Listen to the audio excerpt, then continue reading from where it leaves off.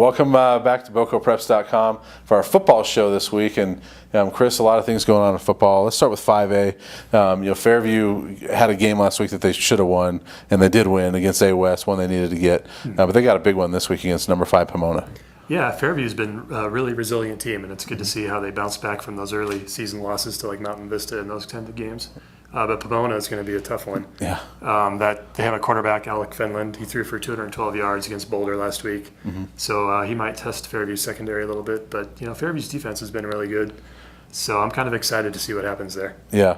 All right. And speaking of Pomona, they beat Boulder, as you mentioned, last week. And Boulder in a bit of a slide right now. They got to stop the bleeding a little bit, don't they? Yeah, they're really struggling. Kennedy's been out, and their quarterback's been out. So hopefully they can get healthy and get back on track. Yeah, they've got a big one this week as far as getting back on track. I mean, they play Legacy, so that's one that they want to get and try to just get back on that winning track after such a good start this season. Yeah, exactly. So moving on to 4A, let's start off with Broomfield and congratulate Gary Davies. Right. I mean, 200 career wins. That's he said in the paper, it just means that he's old. But it's not true. You got to be good. Right. So congratulations to Gary Davies. Yeah, he may be old, but by his standards, but to stick around that long, it means you're pretty good. Yeah, at one school, and he's got a formula there that works. I can't remember a time that Broomfield was not good in football. Can you? Yeah. I mean, they're just always one of the better teams, and they're number 7 in the state this week, and they just kind of keep winning and doing their thing. And I mean, other than that game against Monarch earlier this year, they've done a great job. And so congratulations to Coach Davies. And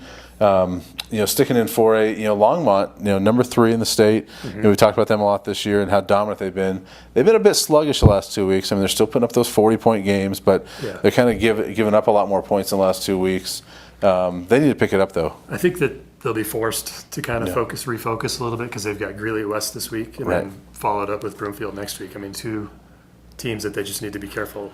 Yeah, and the last 2 games were against Thompson Valley and Niwot. All due respect to Niwot, those are 2 of the bottom teams in the Northern Conference. I mean, winless teams in the conference, and you can kind of understand, Longmont. I mean, they're high school kids. I mean, overlooking teams like that. But as long as I've known Doug Johnson, he's going to have his team ready to face Greeley West this week and Broomfield next week. Yeah.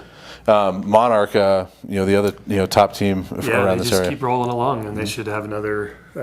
They play Golden Saturday, which is winless, so they just got to keep rolling along. And West Moon is having a great season at safety for them. So.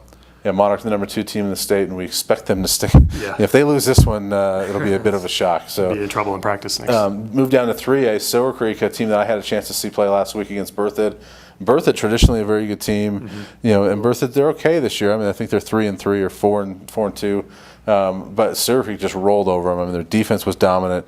Austin Apodaca, 4 more touchdown passes. He's got 21 through 6 games, and his completion percentage, I was looking as right now, if he ends the season, it'd be one of the top 10 completion percentage in state history. So, I mean, he's just rolling along, and so Silver Creek. Yeah, I was watching the video that you posted about that game, some of the highlights, and I like that one touchdown pass that he had where he was rolling out right, and he kind of threw across his body back the other way and found that guy. And he made it look easy. It was just kind of like a flick.